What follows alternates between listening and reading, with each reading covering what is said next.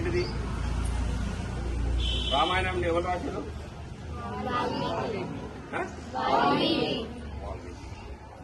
మహాభారతం ఎవరు రాశారు? భగవద్గీతను ఎవరు చెప్పారు? శ్రీకృష్ణుడు.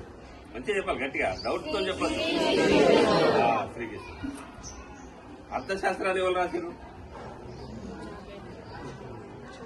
ఎకనామిక్స్ ఉంది కదా, అర్థశాస్త్రం, రాజనీతి శాస్త్రం, 2 శాస్త్రాలు రాశారు. ఎవరు? సరే, మీకు కొద్దిగా ఇంట్రెస్ట్. కౌటిల్యుడి పేరు విన్నారా? కౌటిల్యుడు అన్నది తెలుసా? చాణక్యుడి పేరు తెలుసా? చాణక్యుడు కూడా తెలియదా? ఎకనామిక్స్ అనేది ఏదైతే ఉందో, అర్థశాస్త్రం ఏదైతే ఉందో, అర్థశాస్త్రానికి మూల పురుషుడు ఆచార్య చాణక్యుడు. ఒకప్పుడు భారతదేశాన్ని మొత్తం విచ్చలవిడిగా ఉన్నదాన్ని, ముక్కలుగా ఉన్నదాన్ని ఒక్కటిగా చేసి ఆయనే 2 బుక్కులు రాశారు. అర్థశాస్త్రం అంటే మనకు ఏదైతే డబ్బులకు సంబంధించింది ఉందో దానికి ఏది చేయాలనేది అది. దాని తర్వాత రాజనీతి శాస్త్రం అంటే దేశం ఎట్లా నడపాలి ఏంటిది అంటే ఇప్పుడు ఎట్లయితే మనం రాజ్యాంగం అంటున్నామో అప్పుడు ఆయన రాశారు. ఇది ఎన్ని సంవత్సరాలే? 2000 సంవత్సరాలు, 2000 years. ఎవరు? చాణక్యుడు రాశాడు. పూజ బాబాసాహెబ్ అంబేద్కర్ ఎప్పుడు రాశాడు?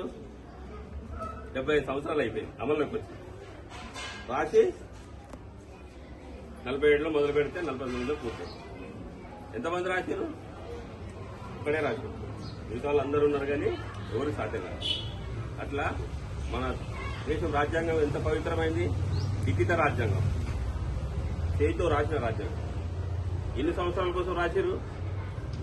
ఆ పేపర్ 1000 సంవత్సరాల కోసం రాశారు. ఏదైతే పేపర్ ఉందో భారత రాజ్యాంగం రాసిన పేపరు, దాని లైఫ్. ఇప్పుడు మన బుక్ ఎంత ఉంటుంది? ఒక 2 సంవత్సరాలు 3 సంవత్సరాల తర్వాత ఖరాబ్ అయిపోతుంది కదా. ఒక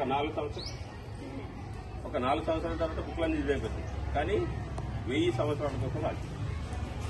కనుక మనకు పవిత్రమైనది ఏంటిది? ఇంతమంది జీవితాలను మనం ఒకటే రూట్లో పోవాలా, లెఫ్ట్ సైడ్ పోవాలా, సిగ్నల్ పడకుండా ఆగాల, మనం చదువుకోవాలా, విద్యార్థులకు ఈ హక్కులు, ఉద్యోగస్తుడి హక్కులతో పాటు బాధ్యత.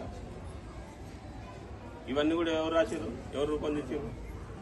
మొత్తము ఇంత పెద్ద రాజ్యాంగాన్ని భారత ప్రజలకు ఇచ్చింది పూజ్య బాబాసాహెబ్ అంబేద్కర్. సూర్యచంద్రుడు ఉన్నంత వరకు, భారతదేశం ఉన్నంత వరకు 1000 సంవత్సరాల వరకు ఈ రాజ్యాంగం ఉంటుంది.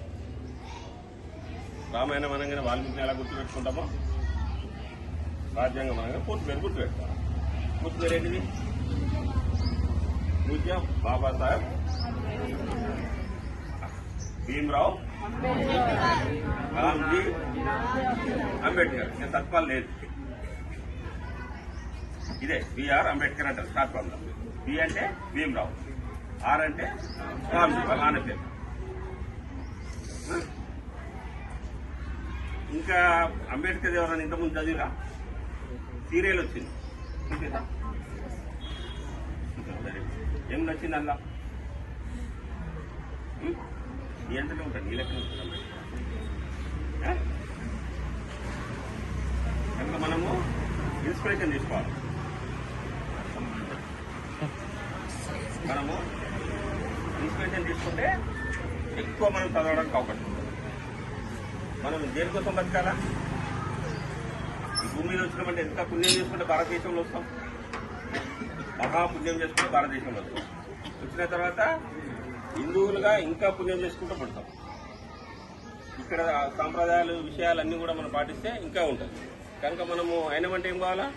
ఒక మంచి డాక్టర్ కావాలా, ఒక మంచి అడ్వకేట్ కావాలా, ఒక మంచి ఎకనామిస్ట్, ఇప్పుడు నేను చెప్పినట్టు అర్థశాస్త్రం కావాలా, ఒక లాయర్ కావాలా, ఒక ఇంజనీర్ కావాలా, ఒక రైతు